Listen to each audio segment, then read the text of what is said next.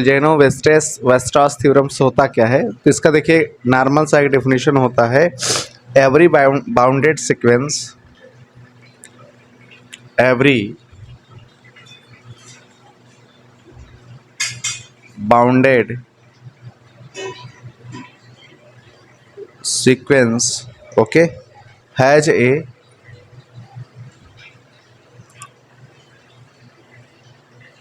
convergence subsequence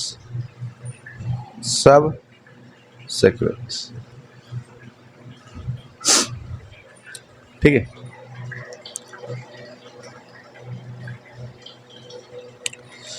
अब प्यार से समझिएगा, मैं आपको बता देना चाहता हूँ कि कहना क्या चाहता है। हमारे कहने का मतलब ये देखिए कि बोल्जेनो वेस्टर्स थ्योरम्स बोलता है कि जो आपका एवरी बाउंडेड सीक्वेंस होगा उसके पास कन्वर्जेंस, इसी कन्वर्जेंस को एक वर्ड और है जिसको बोलते हैं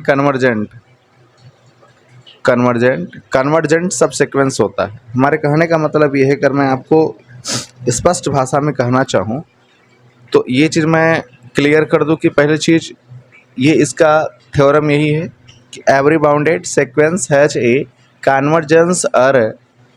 कन्वर्जेंट सब सीक्वेंस होता है। अगर आपके सामने मैंने यहाँ पर x N equals to -1⁻n, एक एग्जाम्पल के थ्रू हम इसको यहाँ पर लिख रहे हैं और आपको इसमें बोल्जेनो वेस्टर्स थ्योरम्स का उपयोग करना है। तो मेरे प्यारे ब्रदर, सिंपल सी बात है, अगर n की वैल्यू अगर आपने इवन रखा है ना, जैसे यहाँ पर इवन का मतलब क्या, x2 and x4 and x, तो रिजल्ट शुड बी ऑलवेज +1 आएगा। आप चेक कर लीजिए, आपको अगर रखना है तो आप चेक कर लीजिए, रखिए। और जैसे आपके देखिए ये बोल्जेनो वेस्टर्स थ्योरम का मतलब ये होता है कि बहुत ज़्यादा डिफरेंट होता है कि बच्चे इसको नहीं समझ पाते, तो मैं आपको बता देना चाहता हूँ कि आप n की वैल्यू इवन रखिए, मतलब 2 रखिए। अगर आप n की वैल्यू अगर यहाँ 2 रखेंगे तो रिजल्ट शुड भी देखिए क्या होगा, x2 -1⁻²। कोरिया का बच्चा भी जानता है कि -1 × -1 ऑलवेज बिकम्स 1, हमेशा क्या बनता है बताइए, 1 बनता है। बात को समझिए। अच्छा, अब ये तो इवन का मामला था कि आपने इवन रखा तो रिजल्ट ये आया। कभी कभी n की वैल्यू अगर कोई ऑड अगर रख लेता है तो ऑड का मतलब क्या बताइए, ऑड का मतलब क्या, आप जानते हैं कि x3 है ना, ऑड रखना है, x5 x7 जब रखेंगे तो उसका रिजल्ट क्या होगा, -1 में होगा। तो हम ये चीज़ पूरी चीज़ बोलेंगे कि ये जो एवरी बाउंडेड जो सीक्वेंस होता है वो हमेशा क्या होता है, कन्वर्जेंट सब सीक्वेंस होता है। यानी देखिए ये तुम्हारा 1 है, ये क्या है बताइए, -1 है। तो मैं कह सकते हैं इसी सेंटेंस को, इसी होने वाले रिजल्ट को हम लोग क्या बोलते हैं, बोल्जेनो वेस्टर्स क्या होता है बताइए, थ्योरम होता है, जो कि बहुत ही ज़्यादा ज़बरदस्त होता है। ठीक है, चलिए अब मैं आगे बताऊंगा इसका क्या रीजन्स है ना, इसका क्या रीजन्स है की आइडियाज।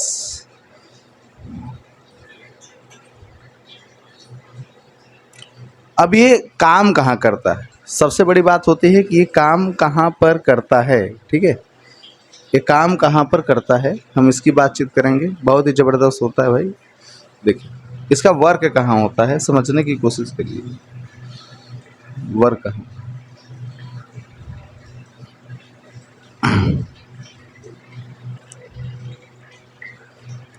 इसका वर्क कहाँ है मेरे प्यारे ब्रदर।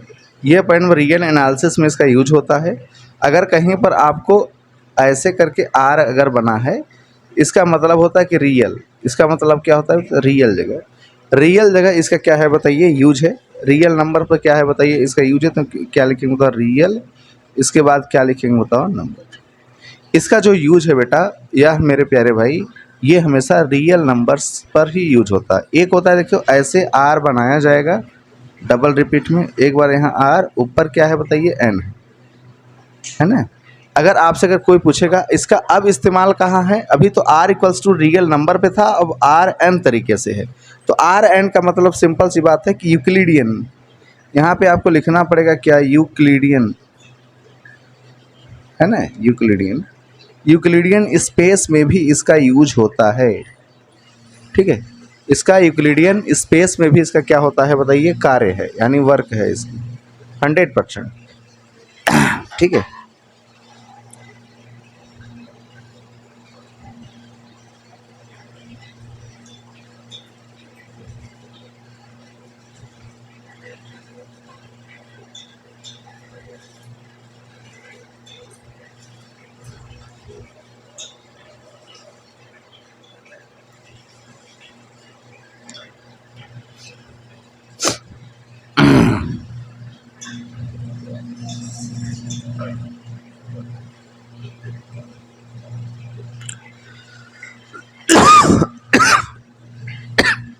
चलिए यहाँ पर भी ठीक है। अगला है, जब आप कहीं पर डिफरेंशियबिलिटी निकालते हैं, है ना, जैसे आप अगर डिफरेंशियबिलिटी निकालते हैं तो वहाँ पर भी वोल्जेनो-वेस्टॉस थ्योरम का उपयोग किया जाता है।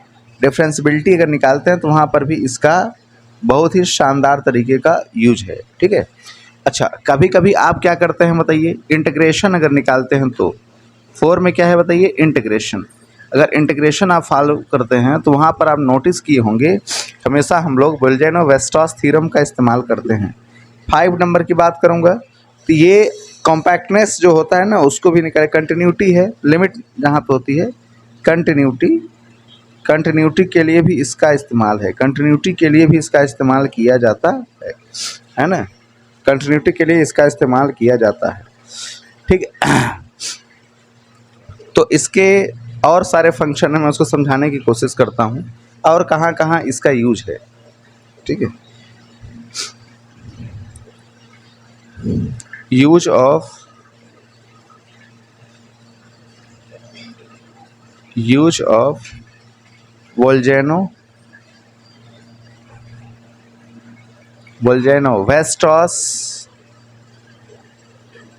वेस्टॉस और क्या है बताइए, थ्योरम।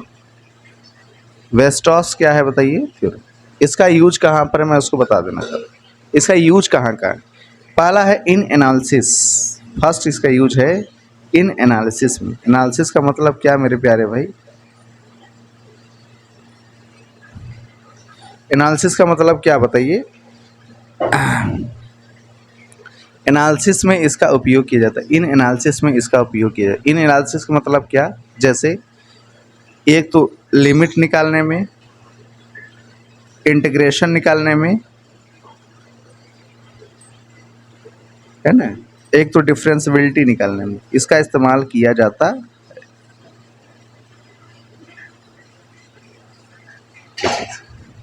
ठीक है।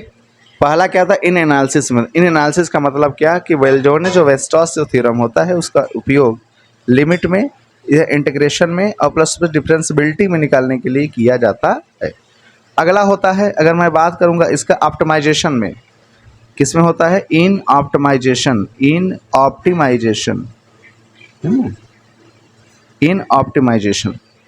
इन ऑप्टिमाइजेशन में भी इसका यूज बहुत ही डिफरेंट तरीके का होता है। ऑप्टिमाइजेशन में भी इसका यूज अच्छे तरीके से देखिए, अगर आपको सर्च करनी हो, क्या सर्च करनी हो, मैक्सिमम एंड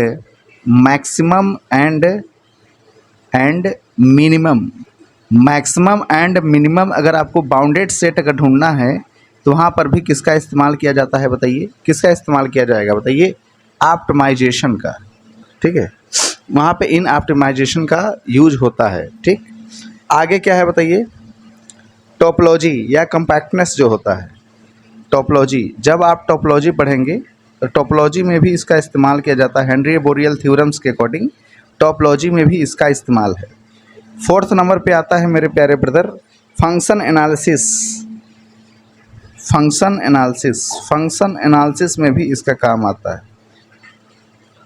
ठीक है, फंक्शन एनालिसिस में भी इसका काम होता है। फंक्शन एनालिसिस का मतलब क्या बताइए, फंक्शन एनालिसिस का मतलब ये होता है, ध्यान से समझना है, इसका मतलब ये होता है कि जब इनफाइनाइट डायमेंशनल स्पेस में काम करना हो, बहुत ही गहरे लेवल पर डीपली तरीके से काम करना है तो वहाँ पे फंक्शन एनालिसिस करेंगे।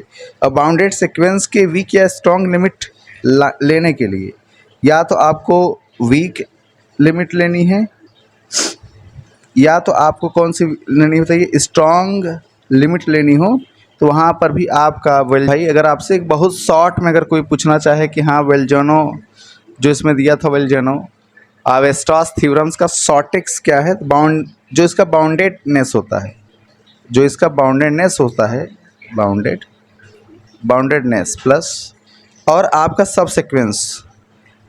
सीक्वेंस ये दोनों मिलकर के कन्वर्जेंस बनाते हैं, है ना। ये कन्वर्जेंस बना लेंगे, इसमें कोई दिक्कत नहीं है, ठीक। दोनों चीज़ मिलकर के क्या बना लेंगे बताइए, कन्वर्जेंस बना लेते हैं। तो आज के लिए बस इतना ही। अगर आपको वेस्टॉस थ्योरम का अगर मेन तरीका पता चल गया तो आप लोग हमारे यूट्यूब चैनल को तुरंत क्या करिए, सब्सक्राइब कर लीजिए और वीडियो को लाइक कर लीजिए, क्योंकि हम ऐसे ही भयंकर थ्योरम लाएंगे। एक बार नहीं समझ में आता है, बार बार इसको रिपीट करिए, 100% आ जाएगा। तब तक के लिए